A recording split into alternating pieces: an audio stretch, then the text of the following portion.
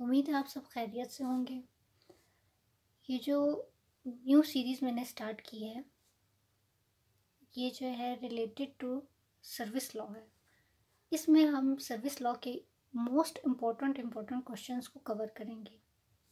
सबसे पहले जो मोस्टली क्वेश्चन पेपर्स में पूछा जाता है वो है difference between ad hoc appointment और प्रोबेशन। अब एड हॉक अपॉइंटमेंट क्या है और प्रोबेशन क्या है? Ad hoc appointment in simple definition अगर हम इसके देखें तो ये ड्यूली क्वालिफाइड पर्सन होते हैं जिनको एक स्पेसिफिक पर्पस के लिए अपॉइंट किया जाता है अदर देन रिक्वायरमेंट का जो प्रोसीजर है उसे फॉलो किए बगैर। अगर हम देखें जो रिक्वायरमेंट का सही प्रोसेस है कि लोगों को किस तरीके से एम्प्लॉयमेंट में अपॉइंट किया जाता है, तो हम देखते हैं टेस्टिंग सर्विस के थ्रू वो टेस्ट देते हैं, फिर सिलेक्शन होती है, उनकी इंटरव्यू कॉल्स होते हैं, देन लोग अपॉइंट होते हैं। तो इसमें ऐसा सच एस कोई प्रोसीजर नहीं होता। और अगर प्रोबेशन को देखा जाए तो प्रोबेशन का जो पर्पस है वो चेक करना है उस बंदे की कैपेबिलिटी को, ठीक है, क्या वो जो पोस्ट है उसके काबिल है, पार्टिकुलर जॉब परफॉर्म करने के एलिजिबल भी है कि नहीं, ठीक है। तो प्रोबेशन ऐसे होता है। अब हम देख लेते हैं इन दोनों का डिफरेंस क्या है। जो एड हॉक अपॉइंटमेंट है, जैसे कि मैंने बताया, अरेंजमेंट फॉर द पर्पस, एक स्पेसिफिक पर्पस को पूरा करने के लिए जो है एड हॉक अपॉइंटमेंट की जाती है। जैसे कि सुप्रीम कोर्ट के जो जजेस बैठे होते हैं, ठीक है, उनमें कोई जज एब्सेंट हो जाता है या किसी वजह से उनकी सीट वैकेंट होती है, तो एड हॉक अपॉइंटमेंट की जाती है कोरम को पूरा करने के लिए। सही। और प्रोबेशन पीरियड जो अपॉइंटमेंट है वो test to see the ability to do job, test किया जाता है क्या पर्सन में वो एबिलिटी है कि वो इस जॉब को परफॉर्म कर सके। लाइक एन एग्जांपल देख लेते हैं हम, जैसे पुलिस वगैरह की होती है, उसमें मोस्टली प्रोबेशन पीरियड पे रखा जाता है, देखा जाता है कि ये बंदा इस काबिल है कि ये जॉब परफॉर्म करे। मोस्टली 2 years तक जो है वो प्रोबेशन पीरियड पर होते हैं। दूसरा जो हमारे पास है, will continue to hold his original office. ये जो ओरिजिनल ऑफिस है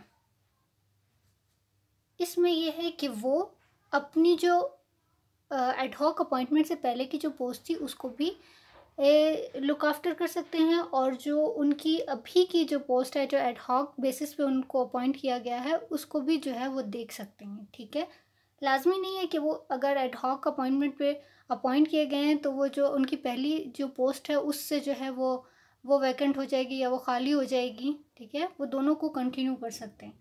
लेकिन जो प्रोविजन है उसमें सिर्फ ओरिजिनल ऑफिस होल्ड किया जा सकता है, ठीक हो गया, फॉर द वर्क।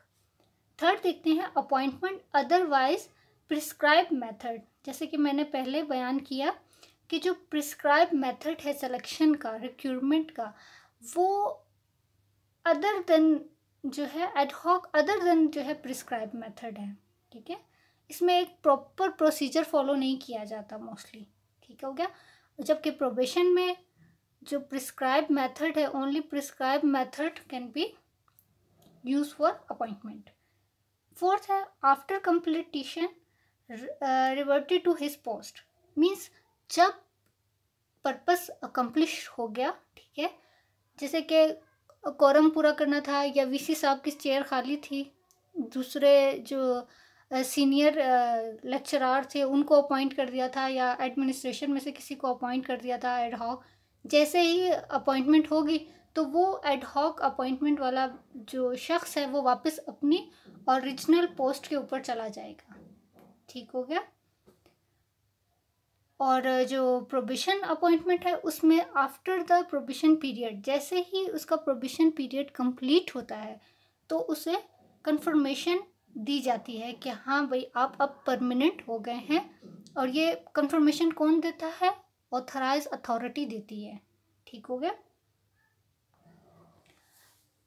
अगर वो काम सही करते हैं तो एलिजिबल हो जाएंगे, और अगर नहीं होते तो प्रोबेशन पीरियड के बाद उनको निकाला भी जा सकता है, ठीक हो गया। फिफ्थ है हमारे पास not primary step to permanent appointment. जैसे कि प्रोबेशन पीरियड में हम देखते हैं कि जो प्रोबेशन पीरियड है अगर वो अच्छे तरीके से एम्प्लॉय कर लेता है, ठीक है, एम्प्लॉयर कर लेता है कंप्लीट, देन जो है उसे परमानेंट कर दिया जाता है। लेकिन यहाँ एड हॉक अपॉइंटमेंट में ऐसा कुछ भी नहीं होता, ठीक है। ये permanent not permanent step, primary step to permanent appointment. ये ऐसा नहीं है कि ये स्टेप बाय स्टेप, अगर आपने एड हॉक अपॉइंटमेंट पूरी कर ली जी, पीरियड पूरा कर लिया तो आपको प्रमोट कर दिया जाएगा, ऐसा कुछ भी नहीं होता। जो प्रोबेशन है वो जो है स्टेप है कि आपने अगर प्रोबेशन पीरियड अपना पूरा कर लिया तो आपको परमानेंट कर दिया जाएगा। आज के लिए इतना ही। Thank you. अगर वीडियो अच्छी लगी हो, समझ आया हो तो काइंडली मुझे बताएं कि मैं इसमें मज़ीद किस तरीके से इम्प्रूवमेंट कर सकती हूँ, और जो है कमेंट बॉक्स में लिख के बताएं कि कौन कौन से टॉपिक्स जो हैं आपको समझने में मुश्किल हो रही है, तो कोशिश करूँगी कि उसके ऊपर वीडियो बना सकूँ। Thank you.